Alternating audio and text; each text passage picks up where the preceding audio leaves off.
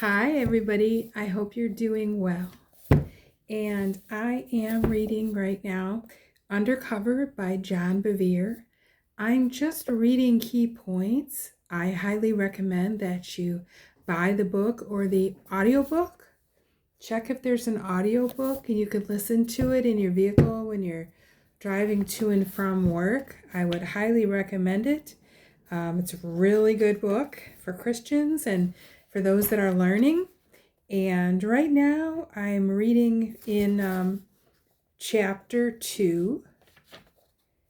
And I just had some points here that I wanted to read from it. It says it's hard to kick against the goads. It's hard to understand kingdom principle with a democratic mindset. Isn't that interesting? It says, in so many ways, we have been programmed to think differently from the foundational truths we are about to encounter. And otherwise, foundational truths in this book. I have read this book before.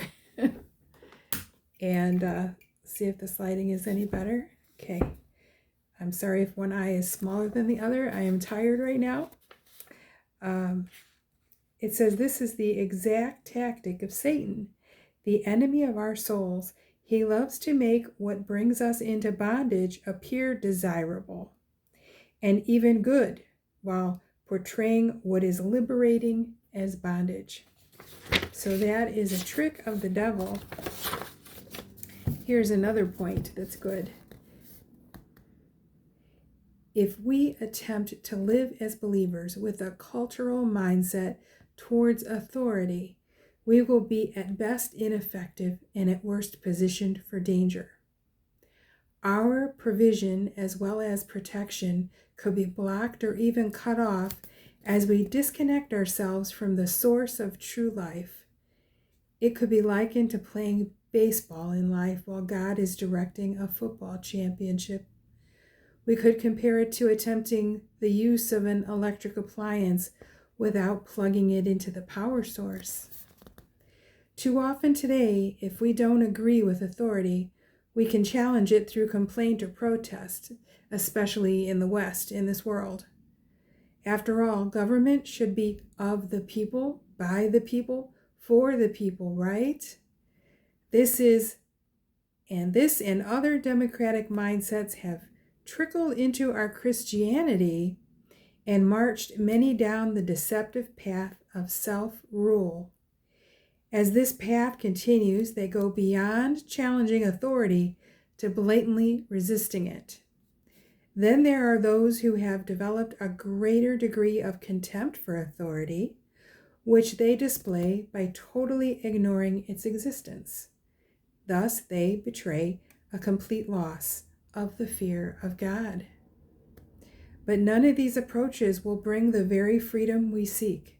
For the scripture says, if they obey and serve him, they will spend the rest of their days in prosperity and their years in contentment. But if they do not listen, they will perish by the sword and die without knowledge. And that's in Job 36:11 through 12.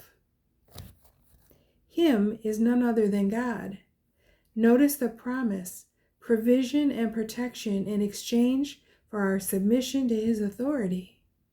Also, note the impending danger that accompanies our ignoring his government.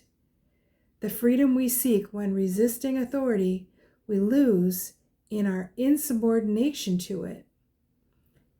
My wife has a saying, there is freedom in submission and bondage in rebellion. It sums up what the read in these verses from Job. Some may say, I submit to God but not to man, unless I agree with him. This is where our upbringing and incorrect church thinking can hinder us. We cannot separate our submission to God's inherent authority from our submission to his delegated authority. All authority originates from him, from God. Hear what the scripture admonishes.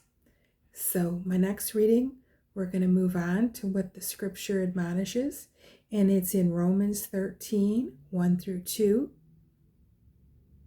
I've gone 5 minutes now. I think this is probably a regular video instead of a short, but I pray and I know that the person who needs to hear this message, sorry, I'm tired tonight. The person who needs to hear this message will get the message. I'm gonna, since this is already going over 5 minutes, I'm gonna read the rest of the section. Let every soul be subject to the governing authorities, for there is no authority except from God, and the authorities that exist are appointed by God. Therefore, whoever resists the authority resists the ordinance of God, and those who resist will bring judgment on themselves. That's Romans 13, 1 through 2. The truth is, no one can get into a place of legitimate authority without God's knowledge. We must settle this idea in our hearts. Second, to rebel against those authorities is to rebel against the ordinance of the Lord, or God himself, and those who do bring judgment on themselves. We must remember our Father, not a power-hungry leader, is the one who authored these words, for all Scripture is given by inspiration of God, and that's 2 Timothy 3:16. Just because it has been twisted by man doesn't mean it was not authored by God. Although they may not be quick to admit it, too many see themselves accountable only to God and not to authorities. Those who think this way are on a collision course with the very one they call Lord.